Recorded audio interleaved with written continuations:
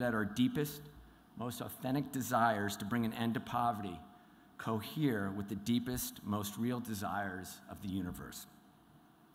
So he would tell you, as he told me countless times, not to make the mistake of thinking that you are all alone in this work, even though it feels like that sometimes.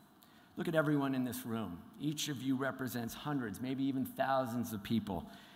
We're not alone. He would tell you not to make the mistake of thinking everything depends on you, even though sometimes it definitely feels that way. He would tell you that the burdens and the costs of doing this work are big enough without trying to shoulder the entire load. And he would tell you to make room for the movement of the Spirit in your work. Of course, this is easier said than done. And there is a corollary to the good news that we are not alone in this work. The corollary is that we are not in control. Larger voices call us to be drum majors in the work against poverty, whether we like it or not, whether we ask for it or not, as Father Larry said. My father experienced this himself. He was very happy running the Peace Corps, and President Johnson called him up and told him that he was going to announce in 1 hour that he was going to run the war on poverty. Some of you may have heard the tape recording of it, in which Daddy said, well, Mr. President, could I have a couple minutes to think about it? I'd like to talk to Eunice. And Johnson leaned into the phone and said, you don't have the chutzpah? And he didn't use the word chutzpah. And Daddy said, well, yes, Mr. President, I have the chutzpah. And he said, good, because I'm making the announcement in 20 minutes. So I know that many of you in this room have had that call, whether it's from a mayor or a mentor or a friend or a parent, and you may not have wanted to do the work either, but you opened up to the call. Actually, the Spirit opened you up to the call, and you said, yes, yes, I do want to do this work. My father was a devout Roman Catholic. He went to Mass almost every day of his adult life, even when he was off in the Peace Corps in the furthest corners of the world. But he was not a sectarian. He was a spiritual man. His spiritual awareness led him to focus on the spiritual wisdom common to all religious traditions. As he put it in a speech he gave at the opening of the Vatican Pavilion at the New York World's Fair in 1964, and I quote, "The saints and sages of all the great religions have always agreed that a peace that passes understanding can be reached only by compassion. This is the reality that must illuminate from the very center all of our efforts to bring a better life to our world, within our own country, and in the furthest reaches of the planet." Or as he put it a few years later, peace will not happen through the absence of war, but through the presence of love. The kind of love that will see to it that all people have enough food to eat, enough clothes to wear, enough houses to live in. But my father was not only a deeply religious and spiritual man, he was also a public servant and a public administrator in the United States government.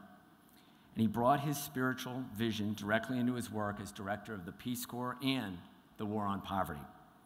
In a commencement address at Fordham University in 1963, he was very explicit about his position, and again I quote, "The separation of church and state does not mean the divorce of spiritual values from secular affairs.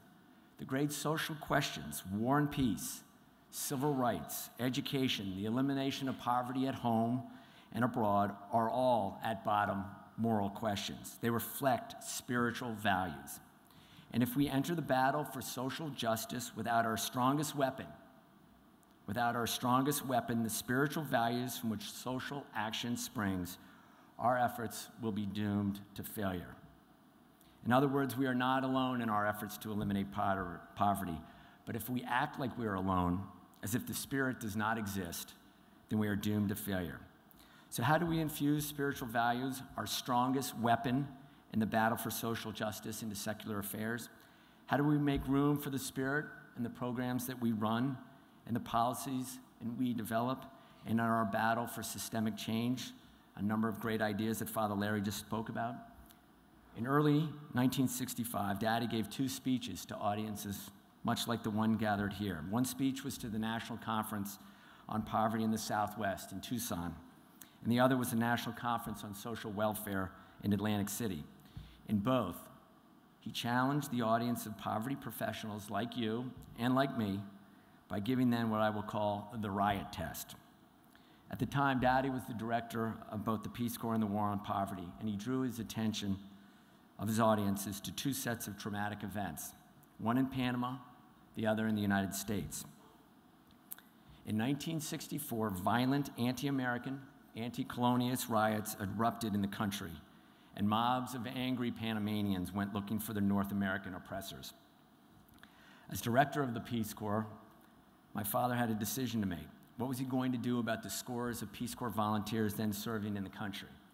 Officials from the State Department urged him to evacuate the volunteers, to pull them back to the safety of the Canal Zone. What do you think you would have done in that situation? Follow the State Department advice, or leave a bunch of young volunteers out in the field by themselves to fend for themselves? My father rejected the advice of the State Department. Quote, "We decided to stick it out. We dispatched orders to every volunteer: stay put. Don't leave your villages." Why? He explained to his audience the values that motivated that decision. And I quote again, "We had gone to Panama for one purpose: to work with and for the Panamanians." Then he went on to say, "We held our breath and we sweated. For 3 days, we heard nothing." You got to remember, obviously, that 1964, that was before the internet, Skype, YouTube. For 3 days, he had no idea whether the volunteers were alive or dead, or what the consequences of his decision might be.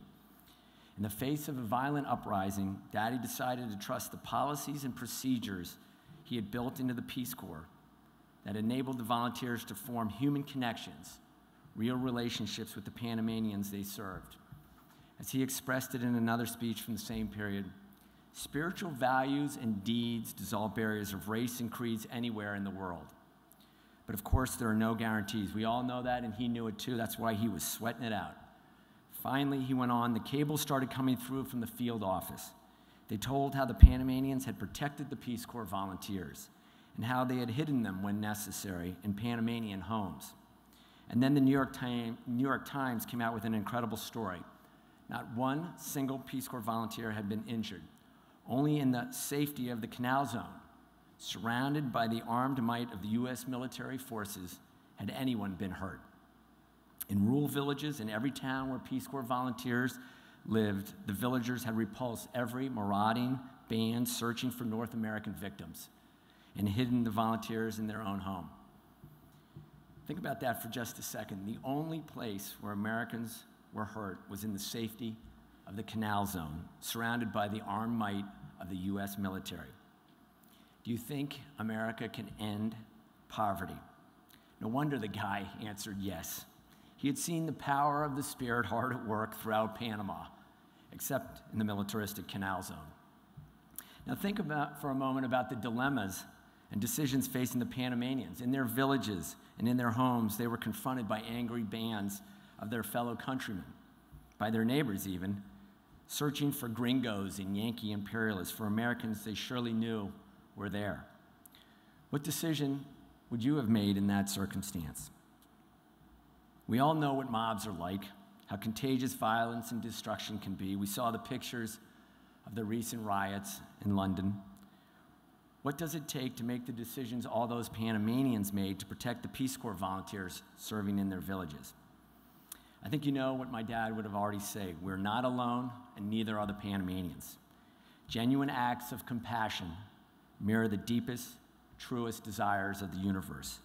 Compassion and service break down barriers of race and creed anywhere in the world. The Panamanians and the Americans both said, "Yes, I do," and no one was hurt. I find it fascinating, really unbelievable, that there's nothing doctrinal in what I just spoke about. There's nothing Catholic in what I just spoke about, or even specifically religious in anything my father said or did. There is just his deep attentiveness to the ways of the Spirit.